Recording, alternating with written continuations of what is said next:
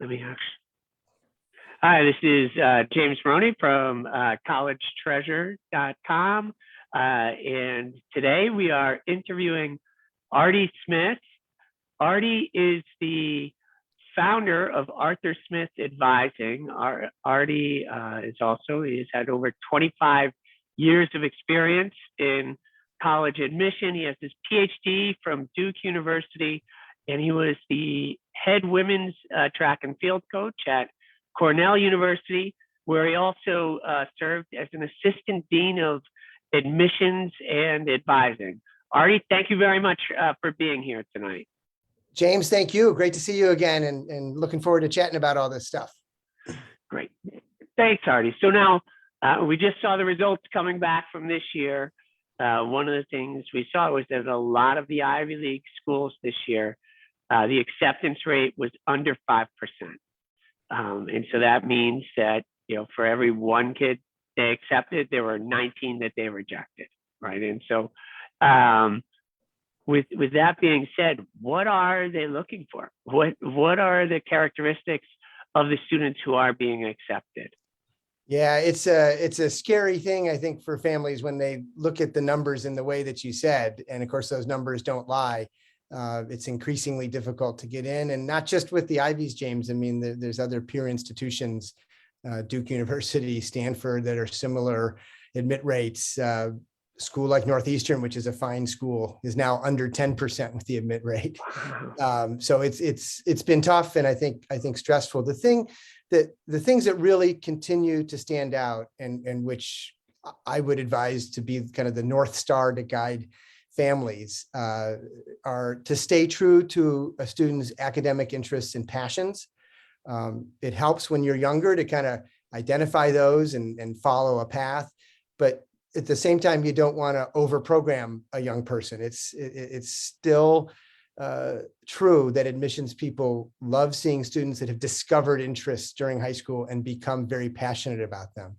But the reality is, the very first thing an admissions committee looks at, and probably the last thing they do as a double check, is to look at the student's grades, the transcript. The rigor of that curriculum is the most important thing, and then performing well in that. But if students can begin to identify their passions and find ways to connect the dots to what they're excelling at in the classroom, to what they will spend their time with outside the classroom, those are the students that really stand out the most. I would love to tell you that those all-arounders, the person who is doing 10 different activities and's got their hand in everything, is the one that stands out. Because kids that can do that, that's awesome. And I'm not saying those students won't get in. It's still important to be a well-rounded person.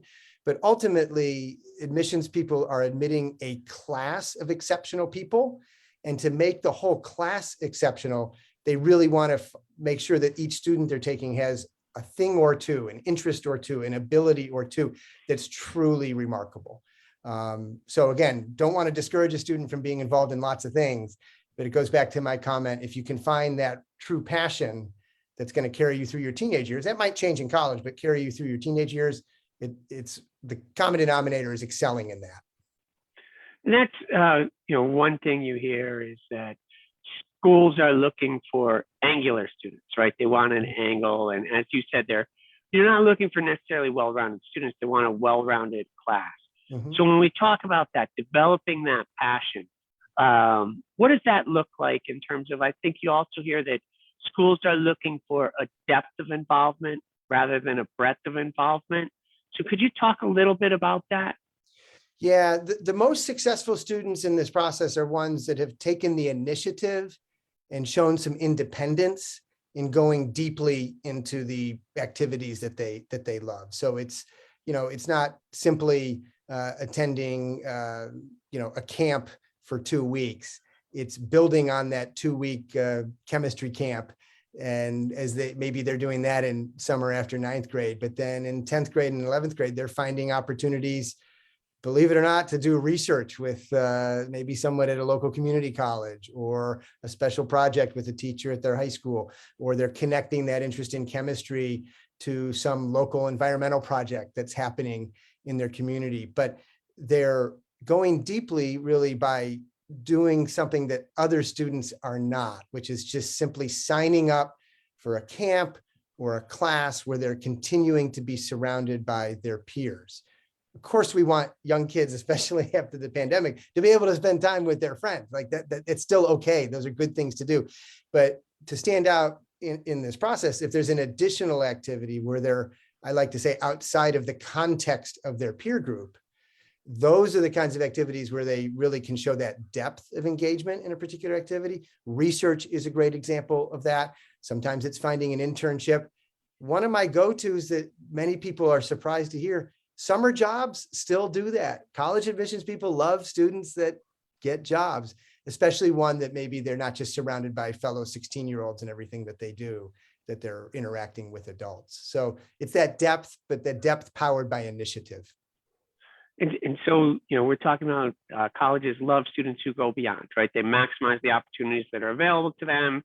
You kind of started with that, with saying it's the rigor of your curriculum, right? They want to see you taking the most difficult classes you can handle, but they love seeing students who've gone beyond.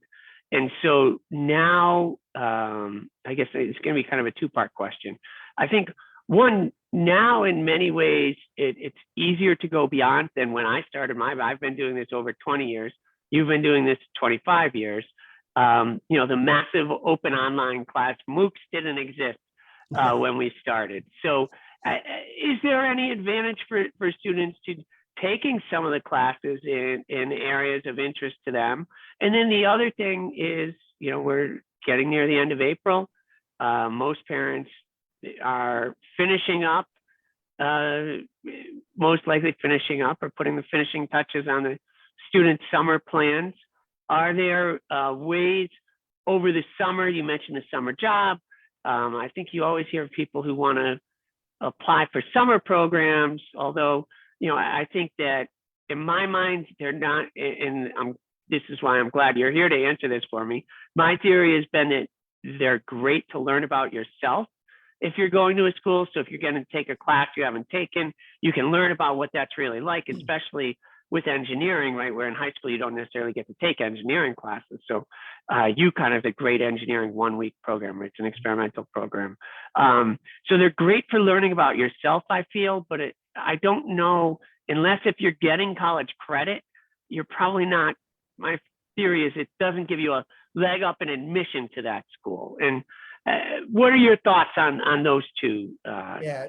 James, I agree with you completely on that second point. And I would also say, a MOOP, if you'd asked me what a MOOP was 25 years ago, I would have thought it was some version of like a cow talking or something. I mean, that was totally not available, a generation ago.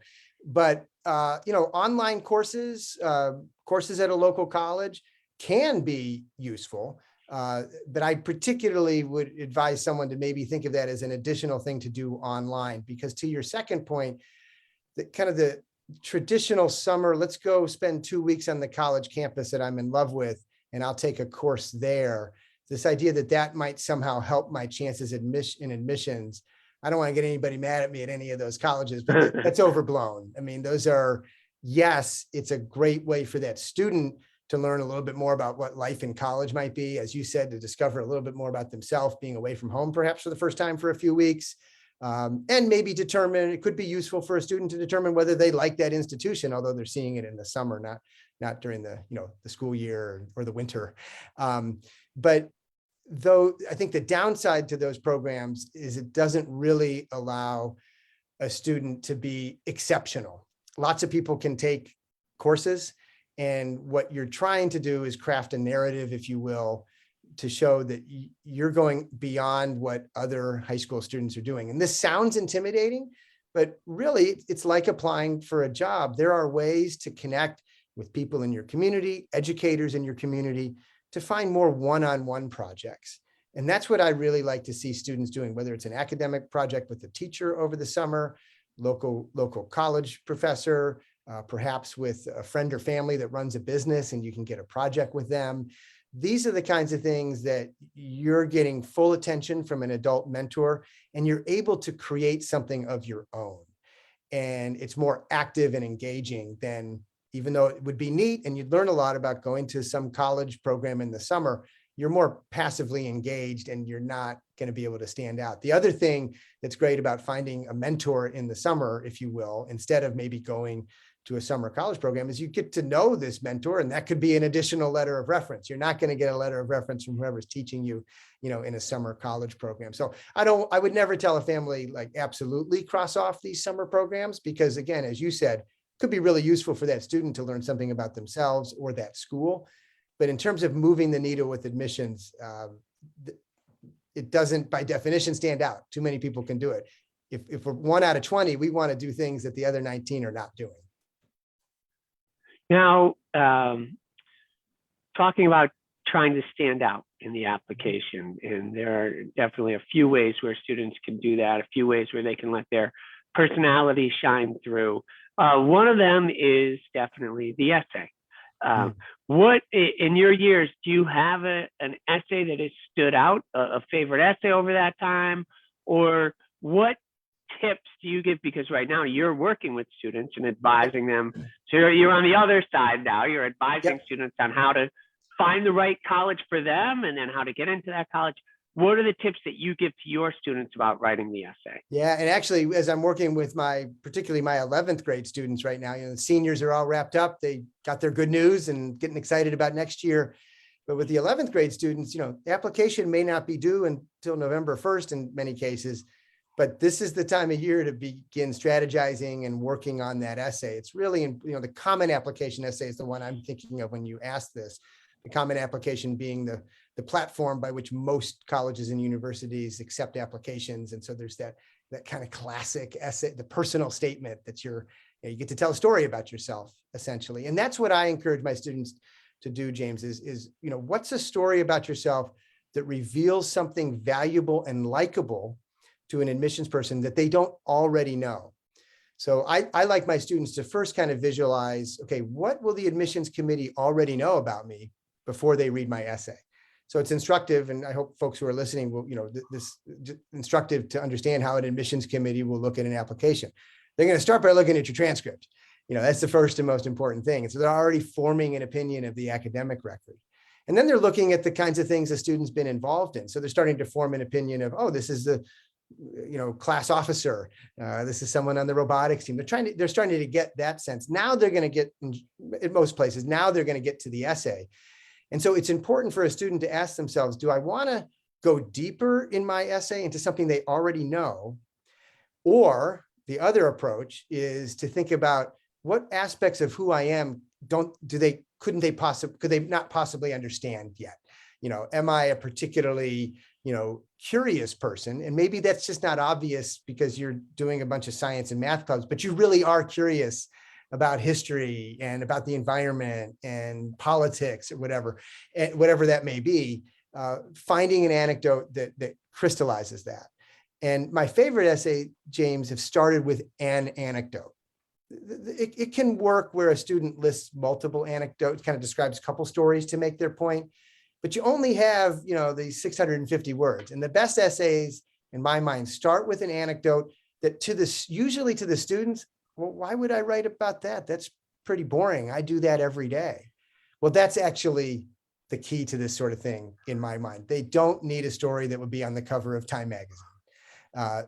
Admissions people are looking for that real, authentic insight into how that student goes about their day. And they're looking for people that are likable. What's likable to an admissions person? It's not just someone that's friendly and outgoing. That's great, likable, but they're looking for students that have demonstrated resilience in their life, students who are curious, like I already mentioned, students that are empathetic and caring.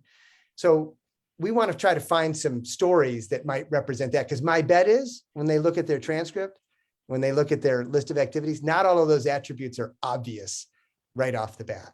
And so it's a fun project. It's one of the things I enjoy most in working with my students right now is kind of brainstorming with them as to what are some stories that can kind of fill in the rest of this jigsaw puzzle that we're trying to paint in terms of their story. And I tend to keep, others may differ, I tend to advise students to stay away from a strictly academic essay in this common application essay, because most schools that students will apply to, there will be a supplemental essay for that institution that zeroes in on what are your academic interests going to be. So again, when you're thinking about this whole puzzle, this is your opportunity to talk about the rest of who you are as a person. And it really does matter to admissions people. Yes, they want that exceptional achiever that we've already been spending time talking about, but they also want to make sure this is going to be a citizen in their community that's going to be likable and add value. And so finding that nugget in that student's life that really reveals that is a fun process. It can be frustrating at first to students because it's a different kind of essay than they're used to writing in school. And that's interesting. You talk about likable, right? And I think one of the things to keep in mind is that at these top schools, they have the luxury of crafting a class, and it's a living experience as well as a learning experience, right? So they want people who are going to not necessarily fit in, but get along, right? Yes. Who can get along, because so much of what you get is from those midnight conversations with your roommates or the hallmates or whatever it is. So they want to make sure that they're crafting that, right? They building that situation. With that being said, then I know some schools will evaluate students academically and then personally, right? Yeah. And so the ways they learn about them academically, obviously transcript, test scores, but the only ways they can learn about them as a person are the essay, maybe the letters of recommendation, and the interview, if you interview. Do you have any tips for students when they're starting to think about who should write their letter of recommendation? Yeah, great question. And you're totally right. I mean, the essay, they get a good sense of who you think you are as a person, which is very valuable in a test optional age where tests at most of these schools are no longer required. But as a quick aside, still very important. But the tests are, these essays, the story of your life from your lens, your viewpoint, really critical. But what other people think about you is the other side of that coin, that picture they're trying to create of what the kind of person they're going to bring to their campus. Your guidance counselor, is required to write a letter of recommendation. And I always tell people, especially if I get to work with them at a younger age, make sure you get to know your guidance counselor, bring them some coffee every once in a while, make sure they know who you are, because guidance counselors do a great job, but they often have hundreds of students, and you want to be able to make sure they remember who you are. And if you don't have a chance to build that relationship, I always advise sending them an email before you head home for the summer, before 12th grade, to just kind of tell them a little bit more about yourself. You're not telling them what to write, but just help them fill in the blanks. It's something I help students with. But in terms of picking the teachers, because many schools will require as many 2 different teachers, some just 1. And there's often the opportunity to even add an additional 3rd optional reference. The first thing I always tell people, James, because it's really easy to overthink this, is, hey, who's going to write me a good letter, right? You can overthink it and think, oh, it should be this category. Let's just make sure, first of all, this is someone we like and that we have a good relationship with, because you want it to be a positive letter. That's probably should go without saying, but sometimes people can overthink it. The second thing that I always tell folks is you want this to be teachers that have taught you recently, and preferably in the second half of high school. So if I'm working with an 11th grader, we're usually talking about someone they're taking a class from right now. It's not that you should rule out a 10th grade teacher, but in terms of a 9th grade teacher, by the time you apply to college, that's ancient history for a teenager. That's a long time ago. And usually the courses are not as demanding as the ones you're taking in 11th grade. So you get the benefit of the recency of the evaluation and the fact that you're taking, in all likelihood, a tougher course. Some universities would prefer that you have someone on the math and science side and someone on the humanities, social sciences side. That's kind of depending on the list of schools, that may not be necessary at all. And so I also encourage people to think about, okay, if I'm thinking I want to study computer science in college, I'm pretty sure I'm going to do that. And it's a technical school or an engineering school that really does not require a humanities or social science teacher. Let's pick a math teacher and a computer science teacher. Let's pick someone that can speak well of your abilities in that subject. So there's not a general rule on the academic subject, because it does depend on the schools you're applying to.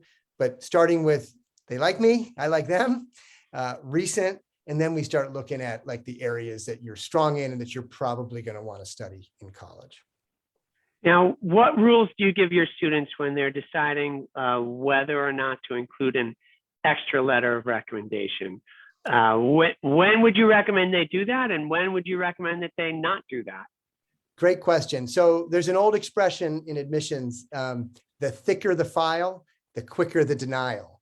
So you want to be careful. I know that sounds horrible, but you got to remember many of these schools are getting 50, 60, even 70,000 applications a year. I think Northeastern was over 90,000. NYU was over 100,000. They're not getting tons of time to read this. And when they say we want 2 and someone sends them 5, they're kind of questioning like, can you not follow directions? And also, what are you doing to us? I've got a long day. Even if they're being super professional, it's like, I don't want to deal with this. So it's a fine line, and it may depend a little bit on the school. And that's where talking to a guidance counselor or working with someone like me can be helpful in making that choice. But what I will usually recommend to juniors actually is that they pick 3 teachers.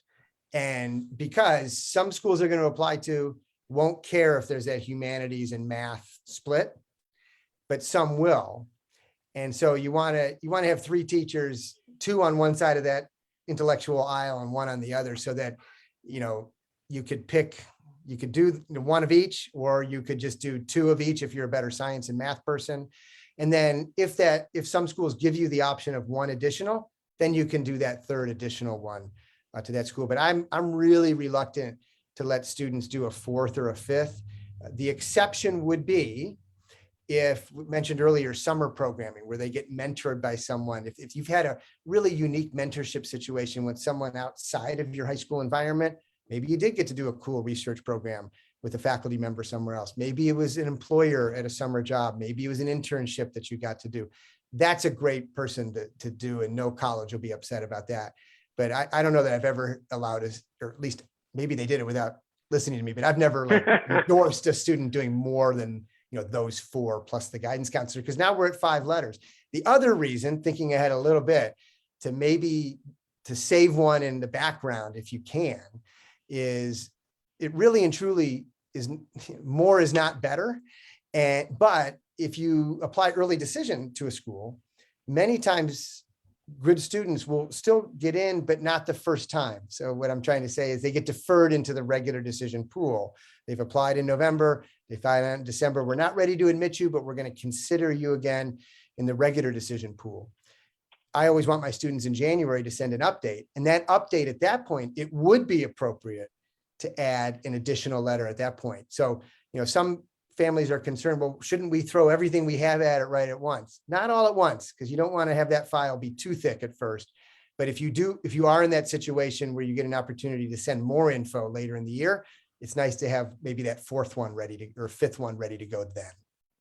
Thanks, Artie. And I have a few questions that have come up out of the things that you've just said, well, in my mind. And then I also just want to remind anyone who's listening, if you do have a question, please put it in the chat. If you're watching us on Facebook, put it down in the comments. But back to, the comment, the thicker the file, the quicker the denial.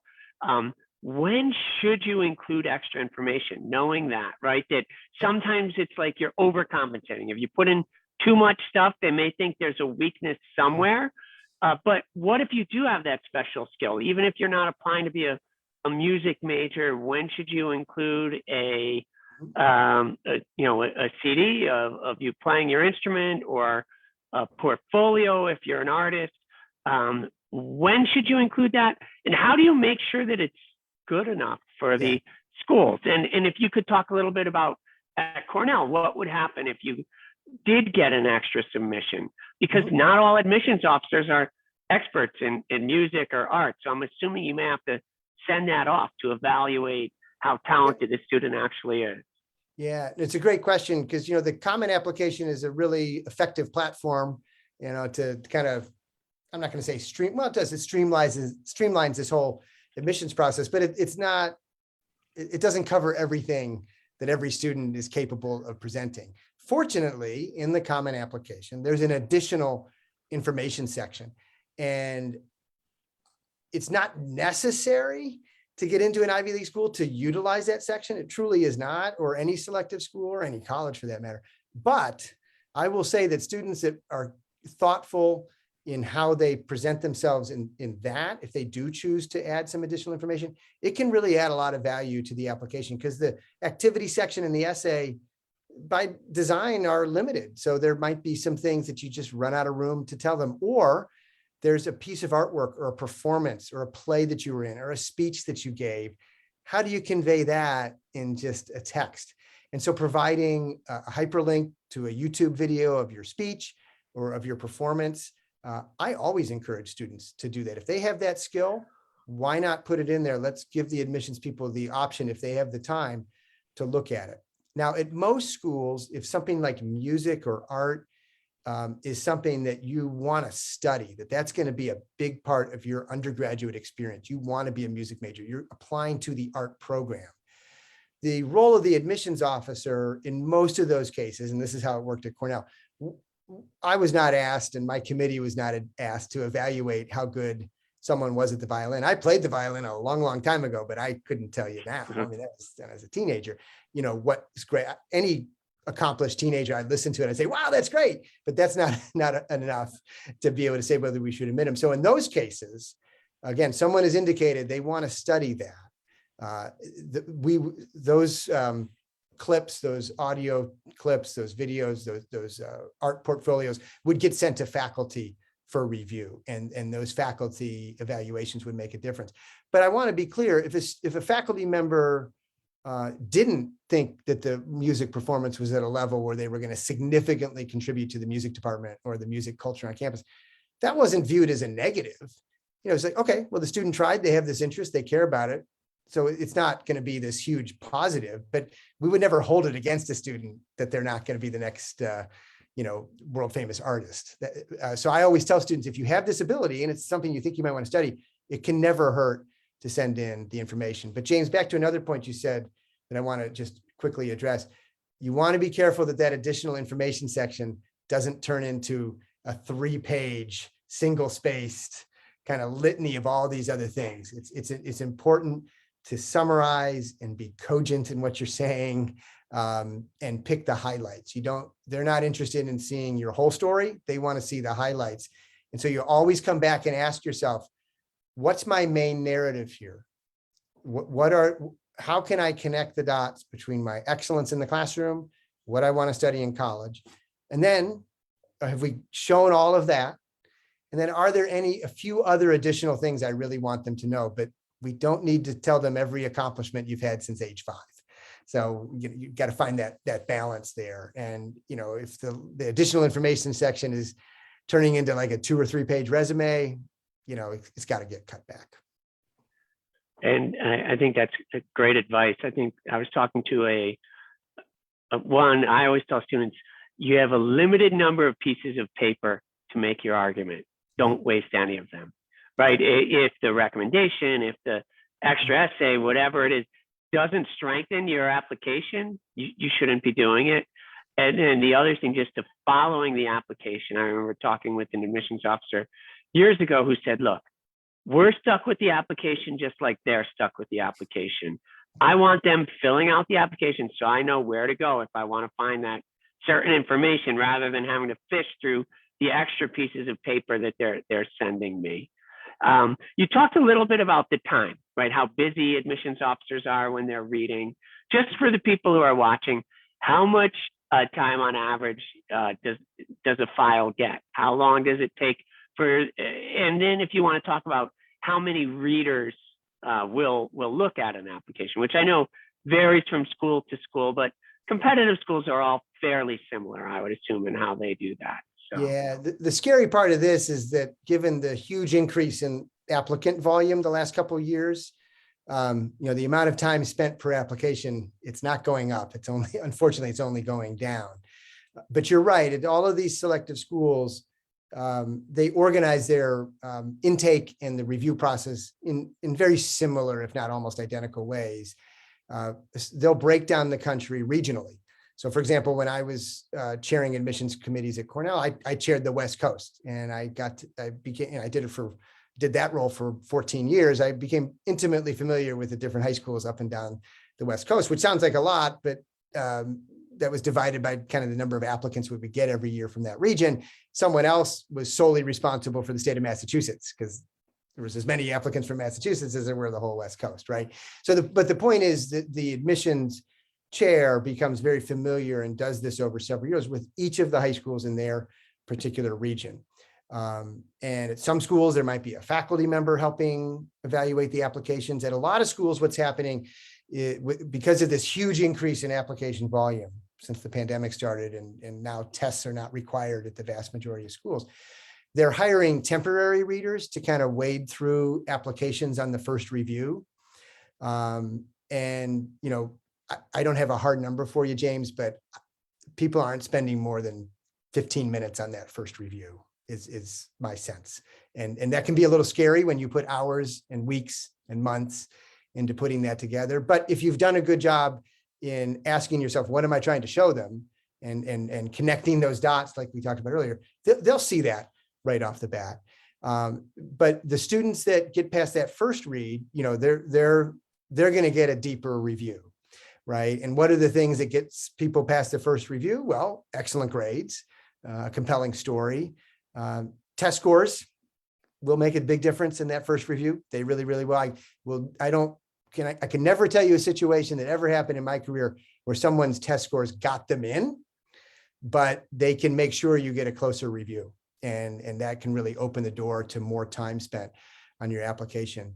But these admissions folks who are chairing the committee and know the ins and outs of each high school, they're, even though not a lot of time is being spent, that institutional knowledge by institution really makes sure that they're not sending inconsistent messages to each high school. The last thing they want to do is admit the 30th ranked student at a high school and refuse numbers 1, 5, and 10 if they can help it. On the other hand, there are cases where students ranked lower will get in above instead of a student ranked higher. But what I'm trying to get at is a parent shouldn't freak out that just because the review time has gone down, that somehow they're glossing over the really strong schools or ignoring that high school valedictorian at a school that's maybe a little bit less well known. There's someone overseeing this that has a clear view of the big picture. Now, before you talked about holding on to a letter of recommendation in case you get deferred. And so this is going to be two parts. You were talking about deferred from applying early action or early decision into the regular pool. So first thing, does applying early action, early decision improve your chances of getting accepted into an Ivy League school? And then the second thing is, if you do get deferred, or right now we're in April, so students got waitlisted. If you got waitlisted, what should you do? Sure. So start with the early decision and early action, and I'll circle back to the waitlist stuff. So without question, the stats bear it out. And if you just understand the philosophy behind it, if you apply what's called early decision at every institution in the country, that enhances your chances. Why is that? You are telling that institution that if admitted in early, you will attend and you will withdraw your other applications. The exception in the fine print being, if it turns out your financial aid is lousy and you can't afford it, they can't make you come, of course. But they yield 98% of those students because of that commitment, and the high school guidance counselor signs on to that. Every school in the country wants certainty in their yield. So if they know that they're admitting in this earlier round of people, that all these people they're admitting are going to come, they can begin shaping their class. And so if you look at the statistics, 13% admit rate doesn't sound very good, because it's not. That was Brown's early decision admit rate. But given that the regular decision admit rate was like 5.1 or something like that, or I think maybe it was even 4. We'll say 5%. That's 2.5 times greater. Traditionally, I would have always said it's 2.5 to 3 times greater. I haven't seen the published stats yet for Penn, for example, but Penn's always hovered in regular decision kind of between, in recent years, 5 to 8% admit rate, but over 20% in early decision. So why is that? Are these students less qualified? Absolutely not. The admissions people just know that these students that they like are willing to come. It's also the opportunity for the admissions office to kind of take care of some groups that they know they are expected to yield, right? So, I hate to break it to people, but it's not solely the absolute best student is always going to get in, because as we talked about earlier, they're crafting a whole class of people. That includes geographical diversity. That includes diversity of intellectual interest, of socioeconomic background, and also of particular talents and capabilities such as athletics. And we can talk about athletics a little bit more later, but when coaches at these selective schools recruit you, they are going to ask you to go early decision because that's when they have influence with the admissions office. Why is that? Because the admissions office knows that athlete is going to come and they're going to give that spot to them then.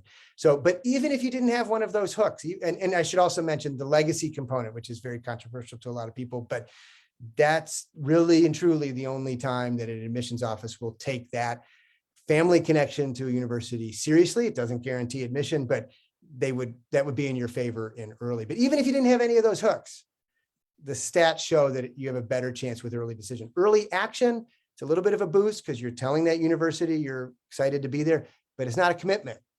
And so it's not quite the same boost as early decision. Early action means you can still apply elsewhere. Harvard, Yale, Princeton, yeah, they'll and Stanford, they'll do early action, or they have in recent years.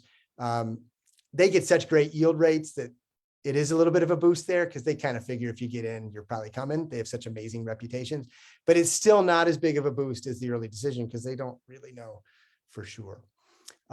So yeah, I'm a big believer in identifying that school that the student loves the most and trying to get that application in early to show your interest to them, show your commitment to them, and it give you a better chance.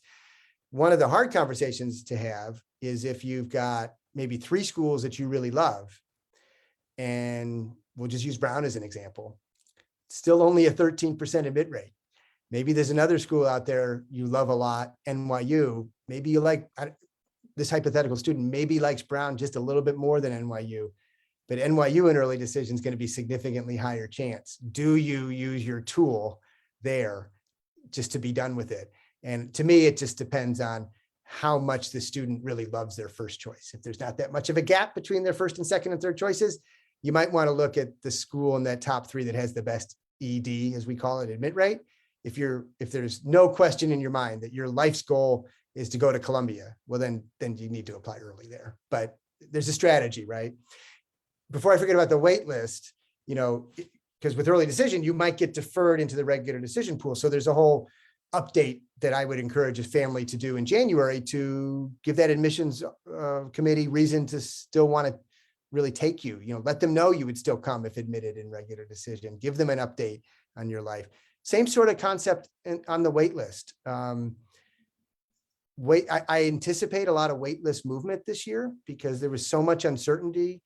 Families and students applied to so many more schools, which meant so many more applications.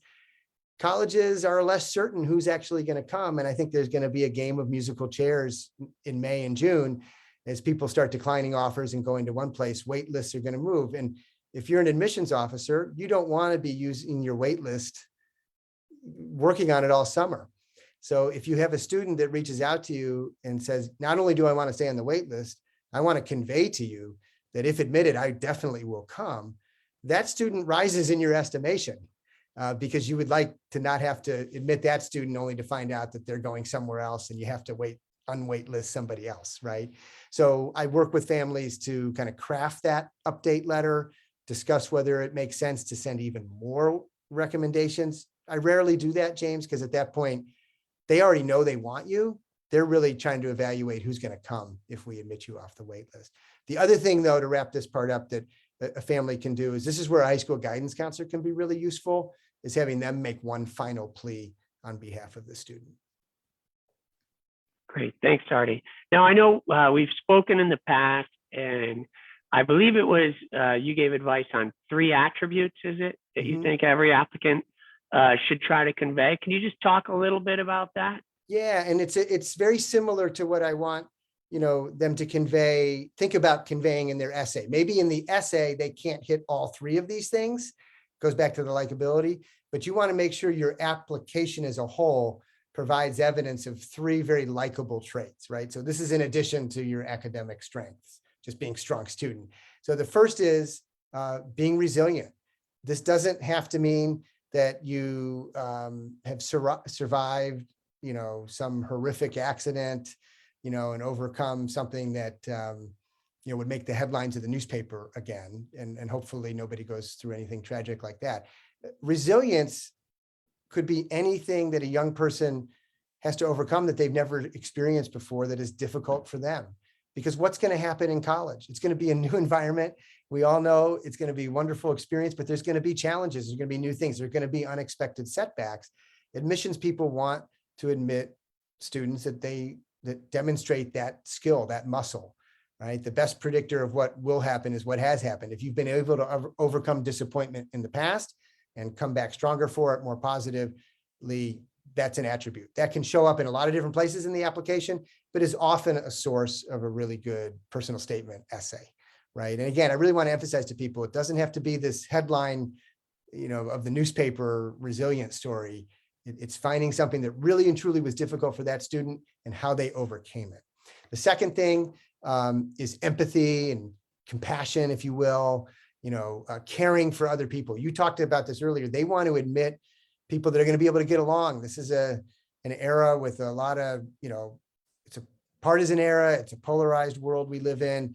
They want students that can get along with other people, that can think outside of their own shoes and think about their neighbor, right? So this is often demonstrated in the activity list, in the resume, with community service and volunteer work and the kinds of things you choose to do outside the classroom. Being a good teammate if you're an athlete, right? I mean, there's a lot of ways to demonstrate that sort of thing. And then the third and final thing, somewhere in the application, they want curious people, people that investigate and take the initiative, have the independence to think beyond just the assignment that their teacher gave them in the classroom. That starts to come back to what we started with tonight, I think, which is excellence, of course, in the grade, but finding those activities outside the classroom that really connect the dots to what they want to study in college, but are different than those other students around them. Not just settling for the textbook that was given to them, but wanting to learn more about the world around them. Great, Artie. Thank you so much. Now, I think I'm going to try to transition a little bit here to talking a little bit more about athletic recruiting. You were a head track coach, head women's track coach at Cornell. When should athletes first reach out to college coaches? And we'll talk track specifically. What should they be sending to the coaches in those initial, the initial reach outs? Yeah, great question. And I just, as a quick aside, I look back on it, I feel very fortunate that I started my coaching career and my admissions career, well over 20 years ago, and people didn't worry about things like varsity blues and things like that, because, I was an assistant coach and also working in admissions. I don't think they would ever let anybody do that now, right? And I never had those kinds of weird issues, but I feel very fortunate that I got to coach and got to do the admissions thing and was able to keep all of them very, very separate. But, it's so similar to admissions, right? We talked earlier about a younger student being able to start identifying their interests at an early age, 9th or 10th grade, that's so important for developing a good application. It's the same sort of thing with reaching out to college coaches. They're, depending on NCAA rules, okay, if a student writes a coach in 9th grade, they might not be able to write back. But I work with students finishing 9th grade, going into 10th grade all the time, who will send an initial introductory email to coaches. It's a great way for the student in crafting a nice email to learn a little bit more about that school and that athletic team. But whether a coach can reply or not, you want to get on their radar. They all have different recruiting software, databases. They keep files on people. And if you can personalize a connection to a coach, even if they don't reply to you right off the bat, that can start a relationship that's very healthy and productive, I should say, even more than healthy later on. So as long as the student and the family understand this is a long-term process, a little bit of delayed gratification, you might not hear back right away. I always appreciated when I heard from students a little bit younger. And when I could, I'd write back and say, hey, just keep giving me updates. Some of my best recruits who became the most valuable athletes on our team were the ones that started a relationship with us when they were in even as early as 10th grade. What track is, obviously it's very different than other sports. I guess video isn't as important. You may want to look at it, but for the most part, it's a time, right? Yep. So, but I would assume, in addition to sending you their times or their jumps or the throws, the lengths, at an Ivy League school, you need to be able to do the work. Yeah. So I'm assuming that you want to see both their athletic as well as their academic information. And is there a rule of thumb on what, and I guess it's different, right? Because if someone is going to be an All-American, there may be a different, you may have a little more leeway, not much, but a little more in the academics. But are there rules of thumbs that athletes should be looking at for minimum scores they need to obtain or GPA? Yeah, I mean, it does vary by institution, right? And then by league. So the Ivy League is actually heavily regulated in this regard. I won't get into too many of the Don't weeds. reveal the Well, yeah. We're not but asking anyway, you to reveal the academic index. So. yeah, I won't go too deep into the academic index, but suffice it to say, there is, because of this academic index, the Ivy League does regulate kind of in a quantitative way the range of academic ability that a coach can recruit, right? So there's a level that they can't go below in terms of GPA and test score, if that's included, which of course now test optional, that's less important, but still something that could help. So that is absolutely something I want young people to communicate to coaches in their first email. I'm taking these classes. This is my current GPA. It's going in this direction, or whatever the positives are surrounding their grades. I want them to know that, because wherever you're going, there are going to be minimum academic standards. And I mentioned earlier, the best predictor of what will happen is what has happened. And coaches don't want to bring someone onto their team who is going to flunk out. That's even at a school that maybe doesn't have the highest academic standards. College is still going to be challenging. And if you haven't demonstrated that ability to juggle both in high school, why would you be able to do that in college? So for a lot of students I work with, that's the best motivation to start doing great in the classroom, is to know, oh, I want to continue my athletic career. I better make sure I stay on top of the school thing. But James, the other thing that I really want students to focus on in their initial conversations with coaches, absolutely emphasize their grades and their past accomplishments.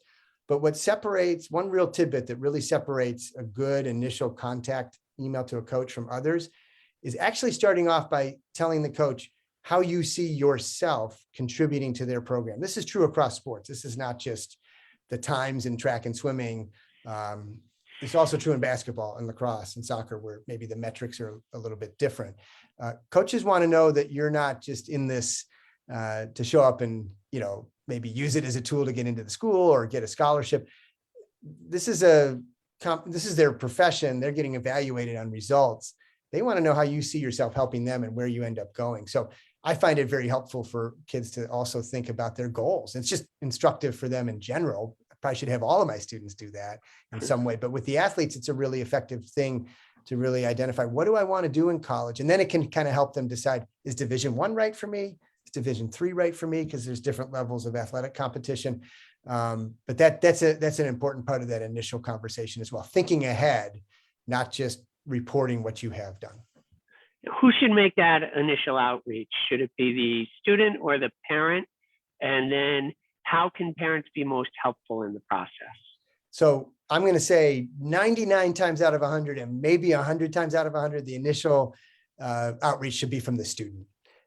Coaches are going to want to build a relationship with the parent. The parents absolutely have a role, but coaches are going to coach your son or daughter. They want to build that relationship. So I always want parents to be involved and understand what their students are sending out and what schools it's going to be at. It's a team effort. Everybody needs to be invested in this, but that initial communication needs to come from the student. But when a student starts to visit campuses, I think it's really useful when you meet with the coach. I would always tell a student to have their parents come in to also take note of what you're hearing and help ask questions as well. Coaches appreciate that. They know they're going to be coaching your son or daughter, but they're also recruiting the whole family. But let that initial outreach be from the student. And then as the student gets older, depends on the sport because the timelines are different, but certainly in their 11th and maybe even 12th grade, depending on the school, on the sport, you also want to get your high school coach involved in reaching out and putting in a good word. And if you're not hearing back from a coach, a college coach, having the high school coach get involved can be really useful. But I'd say in general, it's a turnoff if the parents are the ones kind of hijacking the communication, but the parents need to know that they should be there in that meeting. And once the relationship between the coach and their student has been established, totally appropriate at that point to call and ask separate questions, but let your son or daughter get to know the coach first. Now, are there any websites I know there are a lot of websites for specific sports that coaches may use for recruiting. Mhm. Are there any, obviously you and I have the same favorite running website. It's letsrun.com Let's because of run. our mutual friends, Robert and Weldon Johnson. Mhm. But for track recruiting, are there any sites you would recommend students Yeah. go to? So, sports like track and swimming, golf, tennis, these individual sports that you can often break things down into metrics. There's definitely websites by sport that list top performers in an event by state, by county even, and then nationally. So in track, it's like mile split and athletic.net. They have these kind of national databases of performances.